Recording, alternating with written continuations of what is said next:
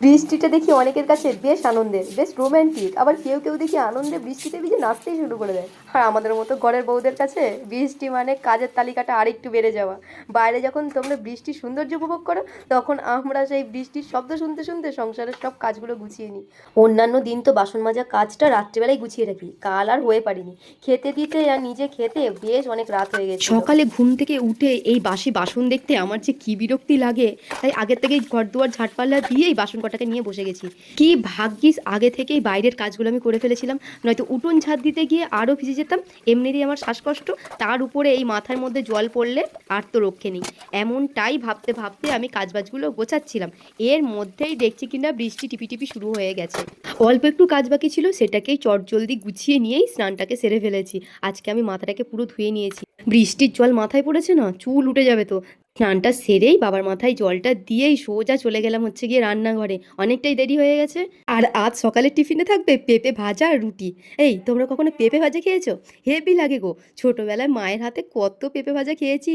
শ্বশুরবাড়ির তো কেউ জানতোই না যে পেঁপে ভাজাও খাওয়া যায়, তবে এখন দেখি এবার প্লেটও ফাঁকা হয়ে যায়। আজকে পেঁপে ভাজায় কিন্তু আমি চিনি দিইনি, তবে একটু মিষ্টি দিলে দারুণ স্বাদ হয়। তোমরা একদিন করে দেখো আর আমাকে জানিও কেমন হয়েছে।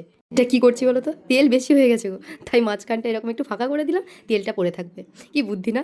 15 বছর ধরে রুটি করছি, কিন্তু লজ্জার বিষয় এখনো পর্যন্ত রুটি আমি গোল করতে পারলাম না। তাতে যদিও বাড়ির মানুষগুলোর কোনো সমস্যা হয় না, তাদের খাওয়া নিয়ে কথা আর কি। আর একদিকে কি তোমরা লক্ষ্য করেছো, পেঁপে দিয়ে দেখো কত তেল বেরিয়েছে। এই তেল যদি কারো পাতে যেত, তাহলে আমার আজ রক্ষে ছিল না। এদিকে সকালে ল্যাটা চুকিয়েই বসালাম কচুর শাক, সেই বাবার বাড়ি থেকে আনা। এদিকে ঝুড়িতে আছে এই সবজি, কি যে করি। চলো সবজির ঝোলই বানিয়ে ফেলি আজ। আর এই রান্নাঘরের দায়িত্বে যে থাকে, তার যে কি হাল হয়। প্রতিদিন ভাবি কি দিয়ে কি রান্না করব, এই চিন্তাও করতে হয় আগের দিন রাত থেকে, জানো কি যে ঝামেলা। আবার ভেবে দেখো, প্রতিদিন ঠিক মুশকিল আসান হয়েও যায়, তাই না? কোনো না কোনো রান্নাও হয়, আবার খাওয়াও হয়ে যায়, আবার মাঝে মধ্যে বকাও শুনতে হয়। এই আজ নুন হয়নি, আজ ঝাল হয়নি, তো আজ তেল বেশি হয়ে গেছে।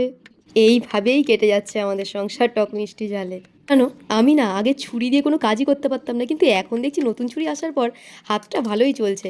চলো গল্প করতে করতে কচুর শাকটা নেমে গেল। এদিকে আমি ঘি করলা আর উচ্ছেকে একসাথে কেটে নিয়েছিলাম, সব কিছু অল্প অল্প ছিল, সেটাও ভাজা হয়ে গেছে। এদিকে ঝোলটাও নেমে গেছে, তো তাদের মতো রান্না রেডি। এদিকে আমার তো সোমবার, আজকে নিরামিষ, ভাতও খাই না, তার জন্য ভাবলাম একটুখানি বেগুন ভেজে নিই, আমারও খাওয়া হবে আর সাথে বাড়ির লোকগুলোরও খাওয়া হবে। তো তিনজনা মিলে এখন বসে গেছি খেতে।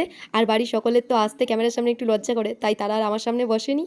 তারা সকালে খাচ্ছে ভাত আর আমি খাবো ওটসের খিচুড়ি। তো চলো ভিডিওটি আজকের মতো এখানেই শেষ করছি। সকলে খুব ভালো থেকো, সুস্থ থাকো। আর ভিডিওটি যদি ভালো লেগে থাকে তাহলে একটা লাইক কমেন্ট শেয়ার করো। তো আজকের মতো টাটা।